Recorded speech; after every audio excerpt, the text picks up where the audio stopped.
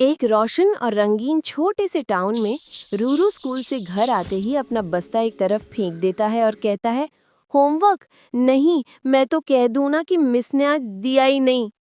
पास बैठा टूटू मजे से हंसता है और कहता है, वाओ, फ्री टाइम मैजिक। लेकिन अचानक कमरे में हल्की सी गर्म रोशनी फैलती है और मीना नजर आती है। वो पुरसुकून लहजे में कहती है, रूरू, झूठ बोलकर शायद एक लम्हे की आजादी मिलती है, मगर दिल भारी हो जाता है। रूरू चुप हो जाता है, फिर सोचकर सर झुका लेता है।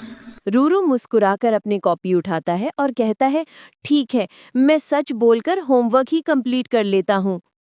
चंद मिनटों बाद वो फख्र से अपना काम मुकम्मल करके कहता है, सच ने मुझे फ्री कर दिया। मीना खुश होकर कहती है, एग्जैक्टली, ट्रूथ फ्रीज यू। टूटू तालियां बजाता है, स्पार्कल्स फेंकता है और तीनों हंसकर दिन का खूबसूरत इख्तिताम करते हैं।